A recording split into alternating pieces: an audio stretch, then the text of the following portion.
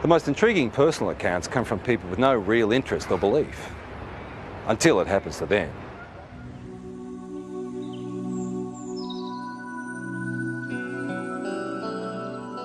Before this happened to me, I can be honest, I could say that I was in that category of being naive. I didn't believe it. I didn't really believe it because I had to see, it's like I would have to see it with my own eyes. Grace's experience starts in the early hours of the morning travelling home with 3 girlfriends. Victoria, who can't be identified, was one of the women in the back seat. It's when I got a bit further down the hill that I noticed on the right-hand side of me some long, oblong-shaped lights. I didn't know what they were. I mean, I only sort of caught a glimpse of a bright orange light sort of shining through. As I got down the hillside and started to come around the corner by this little hotel that takes us back through the back roads towards the freeway, one of the girls in the back noticed a very bright white light with a type of blue haze around it.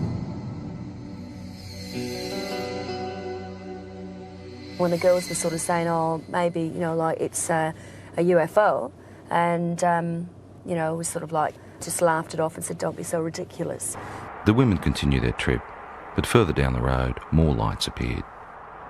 I heard Victoria and one of the other girls in the back there, they were commenting on something that was behind us. They actually thought somebody was coming up behind us, like a truck or something, because it was moving fairly fast and very bright. It was just such a brightest blinding light. It was orange like a sunset, and it was just spanning across the road. I got really scared, and I said to Grace, quick, just step on it.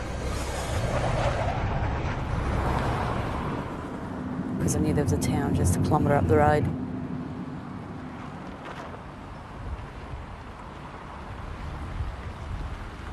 As we got closer into the middle of this car parking area and looked up, we could see this ship. Well, that's what you'd have to call it, because it was, you know, definitely not an aeroplane, and it was something from definitely not this world, that's for sure. It sort of moved across from this direction straight over the top of us.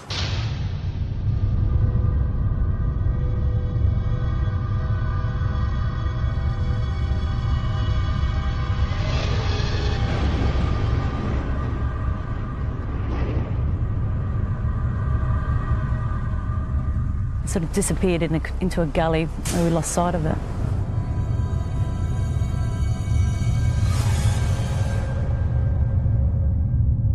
We were scared for our safety. I mean, I've got to be honest, I think it's the first time in my life that I could identify of anybody telling me that they were scared they were going to die, because I was.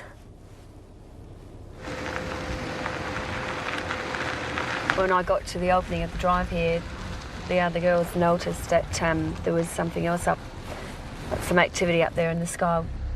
We were still scared. We didn't know what they were either. They seemed to be moving in a direction that this other craft had gone over and gone down. So the first thing you think of, just pull in someone's driveway. And as I pulled in, the light was so blinding, it actually was hurting our eyes to look at it. Then I noticed a figure coming. It wasn't a human, it definitely was no human, that's for sure. I felt threatened by it. I felt really, really threatened by it. That was the closest thing I've ever experienced, the thought of actually, you know, coming close to death, I suppose, which sounds pretty silly, but the fear that I had was like that, like I wasn't going to see my family again. And the weird thing is that it's not the normal thing to talk about and for people to accept. But, you know, it's been 3 years now, and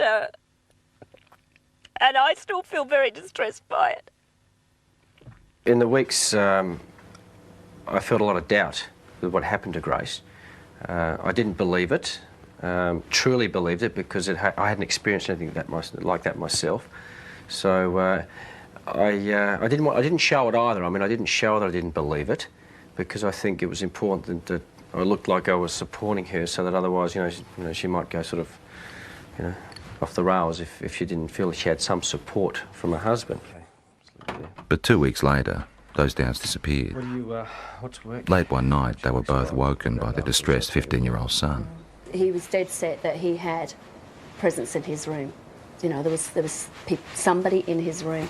And one thing that he kept saying at that time was that, can you hear that sound? And he kept pointing up to the ceiling. And we could hear this low drone sound. I knew then I'd heard that sound before. We got back into bed and I was laying there. And I thought, do I lie here and just let this thing go through and just, you know, try and wipe it off as another bad experience, or do I actually get up and look, and if it is what I think it is, then maybe my husband will be able to see for the first time and he will believe. I just couldn't believe what I was seeing. When you see an object that's just sort of floating through the air, like at slow pace, and you think to yourself, oh my God, it struck me as, you know, being awesome. It's just something unbelievable.